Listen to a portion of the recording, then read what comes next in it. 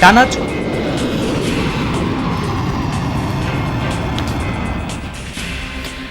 ইরানের বিরুদ্ধে থামছেই না ইসরায়েল যুক্তরাষ্ট্রের যৌথ হামলা। মিসাইল ড্রোন ছোড়ার পরিধি বাড়ালো আইআরজিসি।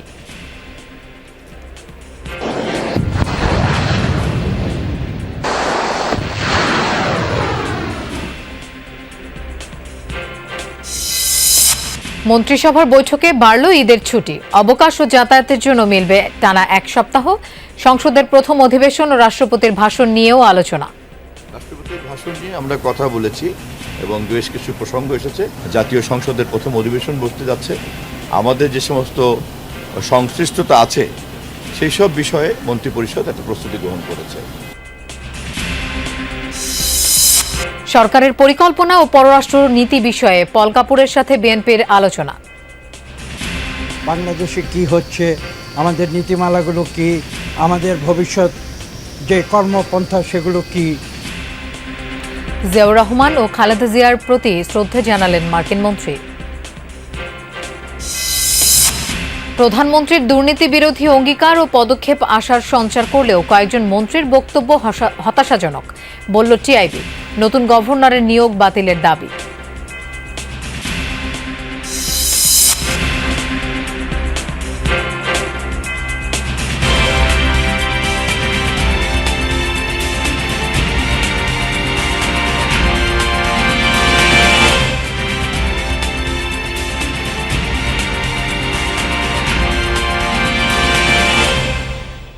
শুভেচ্ছা, আমন্ত্রণ যমুনা নিউজে। আপনাদের সঙ্গে থাকছি আমি মৌসুমী আহমেদ লোপা।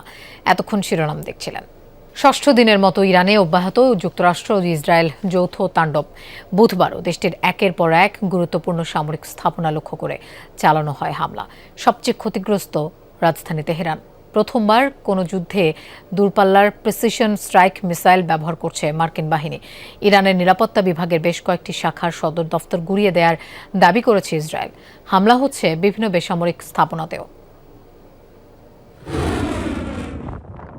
তেহরানের বাইরে ইরানের আরও অভ্যন্তরের বিভিন্ন স্থাপনা লক্ষ্য করে যুক্তরাষ্ট্রের দূরপাল্লার প্রিসিশন স্ট্রাইক মিসাইল হামলা। ওয়াশিংটনের দাবি, লকহিড মার্টিনের তৈরি এই ক্ষেপণাস্ত্রটি এবারই প্রথম কোনো যুদ্ধে ব্যবহার করা হচ্ছে। সময়ের সাথে পাল্লা দিয়ে ইরান জুড়ে হামলার পরিধি বাড়াচ্ছে ইসরায়েল ও যুক্তরাষ্ট্র। ইরানের সামরিক অবকাঠামোর পাশাপাশি দেশ দুটির তাণ্ডবের শিকার হচ্ছে অনেক বেসামরিক স্থাপনাও। যুক্তরাষ্ট্রের যুদ্ধমন্ত্রী পিট হেগসেথ কয়েকদিনের মধ্যেই ইরানের আকাশসীমার পূর্ণ নিয়ন্ত্রণ নেয়ার ঘোষণা দেওয়ার পর হামলার মাত্রা বাড়িয়েছে মার্কিন বাহিনী। হামলায় ব্যবহার করছে নতুন নতুন সমরাস্ত্র। ইরানের 20টির বেশি যুদ্ধজাহাজ ডুবিয়ে দেওয়ার দাবি করেছে ওয়াশিংটন। যুদ্ধে যৌথ বাহিনী শক্তিশালী অবস্থানে রয়েছে বলে দাবি ট্রাম্পের। যুদ্ধের ফ্রন্টে খুব ভালো করছি আমরা। আমাকে যদি জিজ্ঞেস করা হয় 10-এর মধ্যে কত দেব, আমি বলবো 15। বিশ্বের সবচেয়ে শক্তিশালী সামরিক বাহিনী আছে আমাদের। 47 বছর ধরে তারা আমাদের মানুষকে ও সারা বিশ্বের মানুষকে হত্যা করছে, কিন্তু ইরানের বিরুদ্ধে আমরা খুব শক্ত অবস্থানে আছি এখন। বুধবার পশ্চিম আজারবাইজান প্রদেশে আবারও একটি গার্লস স্কুলে হামলা চালিয়েছে যৌথ বাহিনী। ইসরায়েলের সামরিক বাহিনী আইডিএফ এর দাবি, ইরানের নিরাপত্তা বিভাগের বেশ কয়েকটি শাখার সদর দফতর গুঁড়িয়ে দিয়েছে তারা। রেভলিউশনারি গার্ডস, বাসিস ফোর্স, কুদস ফোর্স ও পুলিশের বেশ কয়েকটি ইউনিটের কার্যালয় ধ্বংস করা হয়েছে। হামলার শিকার সাইবার কমান্ড সেন্টারও। কুর্দি অধ্যুষিত বানেহ এলাকায়ও সামরিক ঘাঁটিতে মিসাইল ছুড়েছে যৌথ বাহিনী। এছাড়া মঙ্গলবার এরিয়াল ফাইটে ইরানের একটি ইয়াক-130 যুদ্ধবিমান ধ্বংসের দাবি করেছে ইসরায়েল। দেশটির দাবি, তাদের F-35 ফাইটার জেট ব্যবহার করে যুদ্ধবিমান ভূপাতিতের ঘটনা এটি প্রথম। মোস্তফা মাহমুদ, যমুনা নিউজ। কূটনৈতিক আলোচনার নামে বিশ্বাসঘাতকতা করেছেন ডোনাল্ড ট্রাম্প। তাই শত্রুদের বিরুদ্ধে শেষ পর্যন্ত লড়াই অব্যাহত থাকবে, এমন হুঁশিয়ারি দিয়েছেন ইরানের পররাষ্ট্রমন্ত্রী আব্বাস আরাগচি। বৃহস্পতিবার রাতে মিসাইল হামলার পরিধি আরও বাড়িয়েছে আইআরজিসি। ইসরায়েলের পাশাপাশি কুয়েত, কাতার এবং সৌদি ভূখণ্ডে চালানো হয় হামলা। প্রাণহানির শঙ্কায় কাতারে মার্কিন দূতাবাস এবং আশপাশের এলাকা থেকে সরানো হচ্ছে বাসিন্দাদের।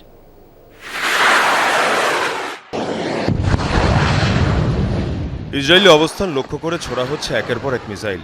অপারেশন ফতে খাইবারের পাশাপাশি চলছে ইরানের অপারেশন ট্রু প্রমিস। বুধবার ফিলিস্তিনের দখল করা ইসরায়েলি অংশে চালানো হয় এ হামলা। পশ্চিম তীর জেরুজালেম সহ বিভিন্ন স্থানে সফল আঘাত হানে ইরানি মিসাইল। জ্বলতে দেখা যায় ইসরায়েলের যুদ্ধ মন্ত্রণালয়ের দফতর। বিস্ফোরণের ধাক্কায় ভবনের বিভিন্ন অংশ ধসে পড়ে। হামলা হয় তেল আবিবেও। শুধু ইসরায়েলি নয়, সৌদি আরবের ভূখণ্ড লক্ষ্য করেও মুহুর্মুহ ক্ষেপণাস্ত্র হামলা চালিয়েছে ইরান। বিবৃতিতে সৌদি মন্ত্রণালয় জানায় অন্তত 3টি ইরানি ক্ষেপণাস্ত্র ধ্বংস করা হয়েছে। এদিকে ইরানে হামলার আশঙ্কায় কাতারের মার্কিন দূতাবাসের আশেপাশে বসবাসকারীদের সরানো শুরু হয়েছে। ব্যাপক প্রাণহানির শঙ্কায় পদক্ষেপ নেওয়া হয়েছে বলে জানিয়েছে দোহা। এ অবস্থায় ইরানের পররাষ্ট্রমন্ত্রী স্পষ্ট ঘোষণা, ইসরায়েল এবং যুক্তরাষ্ট্রের অবস্থানে হামলা অব্যাহত থাকবে। শত্রুদের তৎপরতা বন্ধ না হওয়া পর্যন্ত এই লড়াই চলবে বলে হুঁশিয়ারি দেন তিনি। প্রেসিডেন্ট ট্রাম্প কূটনীতি ইস্যুতে বিশ্বাসঘাতকতা করেছেন। যুদ্ধের আগে তারা আমাদের সাথে আলোচনায় বসে, তাদের কারণেই পরমাণু আলোচনা ব্যর্থ হয়েছে। এদিকে কুয়েত উপকূলে একটি ট্যাঙ্কার বিস্ফোরিত হয়েছে। আন্তর্জাতিক বিভিন্ন গণমাধ্যমে দাবি, ইরানের পক্ষ থেকে চালানো হামলার কারণেই এই বিস্ফোরণ। মীর মুশফিকা হাসান, যমুনা নিউজ। ঈদ উল ফিতর উপলক্ষে 18 মার্চ ছুটি ঘোষণার সিদ্ধান্ত নিয়েছে সরকার। এর ফলে 17 মার্চ থেকে 23 মার্চ পর্যন্ত টানা এক সপ্তাহের ছুটি থাকবে। সকালে সচিবালয়ে প্রধানমন্ত্রীর সভাপতিত্বে মন্ত্রিসভার বৈঠকে এই সিদ্ধান্ত হয়েছে। তথ্যমন্ত্রী জহির উদ্দিন স্বপন বলেন, 12 তারিখে অনুষ্ঠিতব্য সংসদের প্রথম অধিবেশন ঘিরে মন্ত্রিসভার করণীয় নিয়ে বৈঠকে আলোচনা হয়েছে। এছাড়া ফ্যামিলি কার্ড, কৃষি কার্ড সহ বিএনপি সরকারের অগ্রাধিকারমূলক কর্মকাণ্ড যেন রাষ্ট্রপতির ভাষণে অন্তর্ভুক্ত হয়, এসব বিষয়েও আলোচনা হয়েছে। এই 12 তারিখে জাতীয় সংসদের প্রথম অধিবেশন বসতে যাচ্ছে এবং প্রথম অধিবেশনে সরকারি দল হিসাবে, সরকার হিসাবে আমাদের যে সমস্ত সংশ্লিষ্টতা আছে সেই সব বিষয়ে মন্ত্রিপরিষদ একটা প্রস্তুতি গ্রহণ করেছে। রাষ্ট্রপতির ভাষণ নিয়ে আমরা কথা বলেছি এবং বেশ কিছু প্রসঙ্গ এসেছে, এরপরে এটা চূড়ান্ত হবে। 18 মার্চ থেকে ছুটি, এটার সিদ্ধান্ত হয়েছে এবং এটা ফাইনাল চলে আসবে আপনাদের সামনে অতি শীঘ্রই। আর আমাদের প্রথম পার্লামেন্টারি অধিবেশন নিয়ে আলোচনা হয়েছে। দেশের রাজনৈতিক দলগুলোর সাথে বৈঠক করেছেন ঢাকায় সফররত দক্ষিণ ও মধ্য এশিয়া বিষয়ক মার্কিন সহকারী পররাষ্ট্রমন্ত্রী পল কাপুর। সকালে জামায়াত এবং পরে বিএনপির সাথে পৃথক বৈঠক করেন তিনি। বিএনপির সাথে বৈঠক শেষে ব্রিফ করেন স্থায়ী কমিটির সদস্য ডক্টর আব্দুল মঈন খান। তিনি বলেন, পল কাপুরের সাথে বিএনপি সরকারের ভবিষ্যৎ পরিকল্পনা এবং বিদেশ নীতি বিষয়ক আলোচনা হয়েছে। কূটনীতি, বৈদেশিক ও অর্থনৈতিক সম্পর্ক উন্নয়নও গুরুত্ব পায় আলোচনায়। দুই দেশের জনগণের মধ্যে সম্পর্ক গভীর এবং কার্যকর করতেও তারা ফলপ্রসূ আলোচনা করেছেন।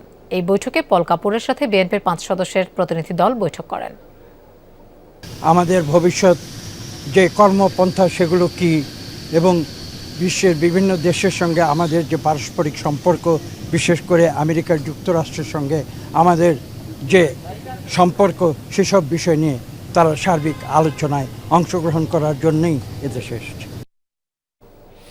এর আগে সকাল 9টায় পল কাপুরের সাথে বৈঠক করেন জামায়াতের প্রতিনিধি দল। বৈঠক শেষে ব্রিফিংয়ে দলের নায়েবে আমির সৈয়দ আবদুল্লাহ মোহাম্মদ তাহির জানান, সংসদে সক্রিয় ও কার্যকর ভূমিকা পালন করবে জামায়াতে ইসলামী। জনগণের স্বার্থ রক্ষায় বিভিন্ন বিষয় সংসদে তুলে ধরা হবে। তাছাড়া ইতিবাচক বিষয়ে সরকারকে সহযোগিতা করবে দলটি। বৈঠকে বিরোধী দলের পক্ষ থেকে ডেপুটি স্পিকার দেওয়ার বিষয়টি নিয়েও আলোচনা হয়েছে। বাংলাদেশে বিনিয়োগের আহ্বানও জানানো হয় যুক্তরাষ্ট্রকে। আমরা বলেছি জামাত কনস্ট্রাকটিভ কিন্তু খুব ভাইব্রেন্ট এবং স্ট্রং রোল আমরা প্লে করব, যেখানে বাংলাদেশের ইন্টারেস্ট বা জনগণের ইন্টারেস্টের বাইরে থাকবে এটাকে আমরা প্রটেস্ট করব। আর পজিটিভ জায়গাতে আমরা অবশ্যই কোঅপারেট করব। শহীদ রাষ্ট্রপতি জিয়াউর রহমান ও সাবেক প্রধানমন্ত্রী বেগম খালেদা জিয়ার সমাধিতে শ্রদ্ধা জানিয়েছেন মার্কিন সহকারী পররাষ্ট্রমন্ত্রী পল কাপুর। দুপুরে সমাধিস্থলে পৌঁছান তিনি। এরপর ফুলেল শ্রদ্ধা জানান মার্কিন সহকারী পররাষ্ট্রমন্ত্রী। তার সাথে ছিলেন বাংলাদেশে নিযুক্ত মার্কিন রাষ্ট্রদূত ব্রেন্ট ক্রিস্টেনসন। ফুলেল শ্রদ্ধার পর 1 মিনিট নীরবতা পালন করেন তারা। বিকেলে সচিবালয়ে প্রধানমন্ত্রীর পররাষ্ট্র বিষয়ক উপদেষ্টা হুমায়ুন কবিরের সাথে আলোচনা করবেন পল কাপুর। পরে পররাষ্ট্র মন্ত্রণালয়ে আয়োজিত ইফতার অনুষ্ঠানে যোগ দেবেন তিনি। রাতেই পল কাপুরের ঢাকা ত্যাগ করার কথা। উদ্বেগ উৎকণ্ঠা শেষে আবুধাবি এয়ারপোর্ট থেকে 378 বাংলাদেশি ফিরলেন দেশে। মধ্যপ্রাচ্য যুদ্ধ পরিস্থিতিতে আটকা পড়াদের উদ্ধারে ইউএস বাংলা এয়ারলাইন্স পরিচালনা করে বিশেষ ফ্লাইট। সকালে পরিবারের সাথে পুনর্মিলনে শাহজালাল আন্তর্জাতিক বিমানবন্দরে সৃষ্টি হয় আবেগঘন মুহূর্ত। বেশিরভাগ মানুষই জানান, দুবাই সহ আশপাশের অঞ্চলগুলোয় কেটে গেছে যুদ্ধের ভয়াবহতা। আমার এই একটাই সোনামানি। কলিজার টুকরো সন্তান আকরামকে ফিরে পেয়ে ৭০ বছরের মা আজিজুন নাহারের খুশি সীমাহীন। যুদ্ধ পরিস্থিতি থেকে ফেরত মানুষদের উচ্ছ্বাসের সাথে বরণ করছিল পরিবার ও স্বজনরা। উদ্বেগ আর উৎকণ্ঠার রাতগুলো পেরিয়ে এই ফিরে পাওয়া। আসতে সময় ভয় লাগছে, কারণ এই সময়টা আপনার আকাশে চলাচল বহুত রিস্ক। আমি আল্লাহর কাছে ফরিয়াদ করছি, আল্লাহ আমার ওখানে মনে হইতাছে যে আমি খুব খুশি। তো ফ্লাইট যখন বন্ধ হয়ে থাকে ভাবছিলাম হয়তো আসতে পারবো না।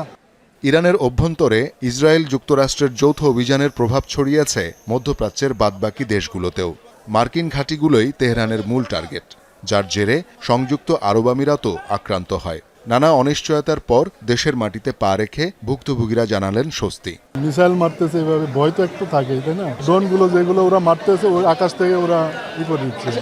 মনে হয় না যে আমরা আবার কোনো সময় দেশে আসবো বা মানে পরিবারের সাথে দেখা সাথে হবে এরকম। যখন কালকে এয়ারপোর্ট আসছিলাম তখন আমার টিকিট মিস হয়ে গেছে, রিপ্লাই আমার কোম্পানি আপডেট করে দিচ্ছি। মিসাইল মারছে বাদুবাই থেকে আমার বাসার রোম সর্বোচ্চ 8 কিলোমিটার। অবস্থা খুবই খারাপ, এখানে খুবই ভয়াবহ। আমাদের বাংলাদেশ থেকে বিশেষ ফ্লাইট দেওয়া উচিত ইমার্জেন্সি। তারা জানান দুবাই সহ আরব আমিরাতের অন্যান্য অঞ্চলে যুদ্ধের পরিস্থিতি অনেকটাই কেটে গেছে। আমি ছিলাম আপনার দেরাতে, দুবাই দেরাতে। আমাদের পাশে কিন্তু আবার বাদ দুবাই আছে, ওখানে আমেরিকান কনসাল্ট আছে, ওখানেও কাল মেবি ওখানেও অ্যাটাক করা হয়েছে। আমাকে সাধারণ মানুষের উপর কোনো অ্যাটাক নাই। আমি যে জায়গায় ছিলাম কোনো সমস্যা নেই। গত 4-5 দিন অনেক খারাপ ছিল, এখন অনেক ভালো আছে আগের থেকে। আমেরিকান ইয়েগুলি আছে, ঘাটিগুলি আছে, ওখানে 2 জায়গায় আক্রমণ হয়েছে। আর আমেরিকান যারা অবস্থান করছে হোটেলগুলিতে, ওই হোটেলগুলিতে আক্রমণ করছে। এমনি সাধারণ মানুষের কোনো সমস্যা করে নাই। বৃহস্পতিবার সকালে শাহজালাল আন্তর্জাতিক বিমানবন্দরে 28 ক্রু সহ আটকা পড়া 378 বাংলাদেশি নিয়ে দেশে ফিরল ইউএস বাংলা এয়ারলাইন্সের বিশেষ ফ্লাইট। সংযুক্ত আরব আমিরাতে আটকা পড়া প্রবাসী বাংলাদেশিদের ফিরিয়ে আনতে আরেকটি ফ্লাইট আজ বিকেল 5:15টায় আবুধাবির উদ্দেশ্যে রওনা হবে। শওকত মঞ্জুর শান্ত, যমুনা নিউজ, ঢাকা।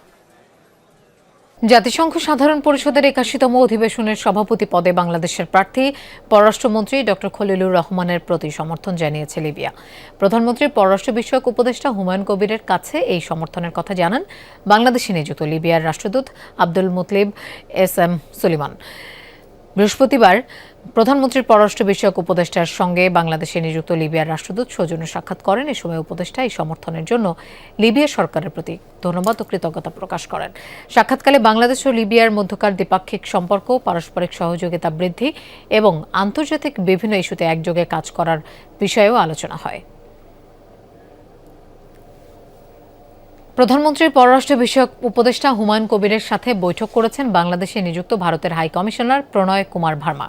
সকালে রাজধানীর তেজগাঁওয়ের প্রধানমন্ত্রীর কার্যালয়ে এই বৈঠক অনুষ্ঠিত হয়।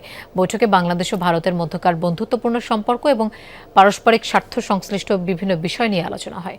বিশেষভাবে দুই দেশের দ্বিপাক্ষিক সহযোগিতা আরও জোরদারের উপর গুরুত্ব আরোপ করেন তারা। এছাড়া আঞ্চলিক স্থিতিশীলতা, বাণিজ্য, যোগাযোগ ও উন্নয়ন সহযোগিতার মতো গুরুত্বপূর্ণ ইস্যু নিয়ে আলোচনা হয়। উভয় পক্ষই আগামীতে দুই দেশের ঘনিষ্ঠ সম্পর্ককে আরও সম্প্রসারণ করার আশাবাদ ব্যক্ত করেন। মালিক শ্রমিক সমিতি তাদের কল্যাণে চাঁদা নিলে সেটিকে চাঁদাবাজি আখ্যা দেওয়ার সুযোগ নেই, তবে অবৈধভাবে কেউ চাঁদা নিলে সে বিষয়ে ব্যবস্থা গ্রহণ করা হবে, এমনটা জানিয়েছেন সড়ক পরিবহন ও সেতুমন্ত্রী শেখ রবিউল আলম। বিকেলে সচিবালয়ে হওয়া এক ব্রিফিংয়ে এমনটা জানান তিনি।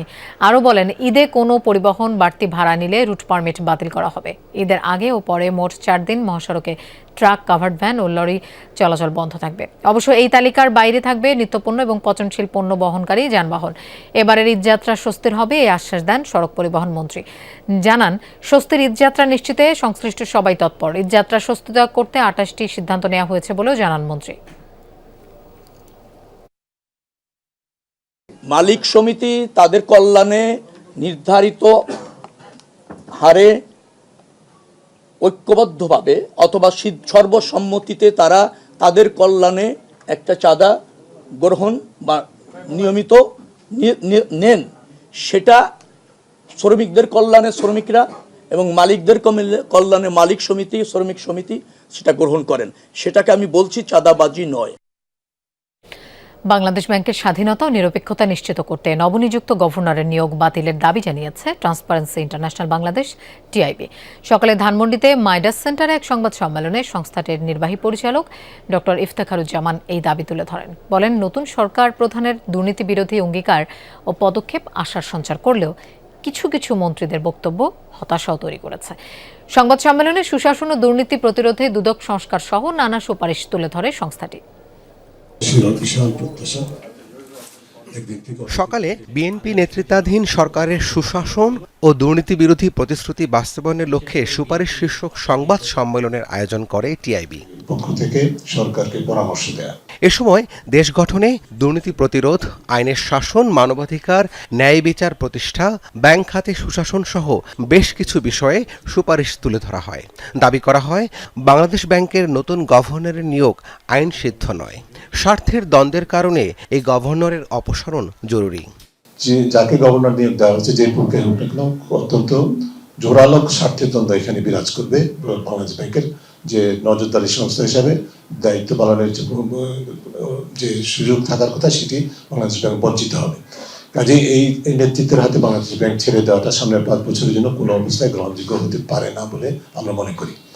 দুর্নীতি প্রতিরোধে নতুন সরকার প্রধানের অঙ্গীকার ও পদক্ষেপে আশার সঞ্চার করলেও কিছু কিছু মন্ত্রীর বক্তব্যে হতাশাও তৈরি হয়েছে বলে জানান ইফতেখারুজ্জামান।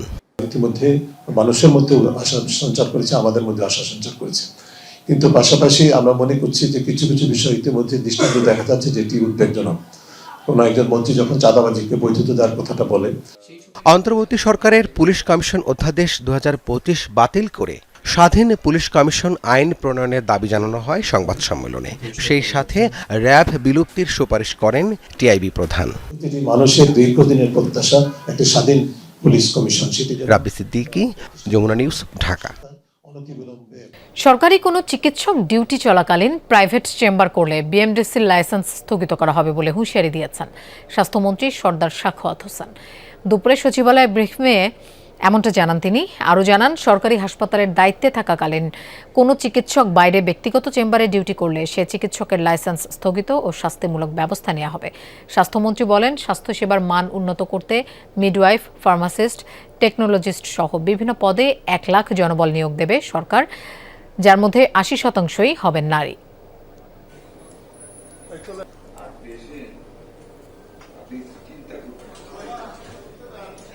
সরকারি সুযোগ সুবিধা নিয়ে সরকারের পক্ষ থেকে জনগণকে সেবা দেওয়ার মানুষে নিয়োজিত হয়ে ওই কাজটা ছেড়ে যারা ব্যক্তি স্বার্থে আমরা অন্যত্র কোনো কিছুতে নিয়োজিত হই, এটা অনেক শাস্তিযোগ্য অপরাধ। সেই লক্ষ্যে আমরা যতটুকু করণীয় আইন অনুযায়ী আমরা ততটুকুনি অগ্রসর হয়েছি ওনার ব্যাপারে। দর্শক, এই ছিল যমুনা নিউজে। আর এতক্ষণ সাথে থাকার জন্য ধন্যবাদ সবাইকে।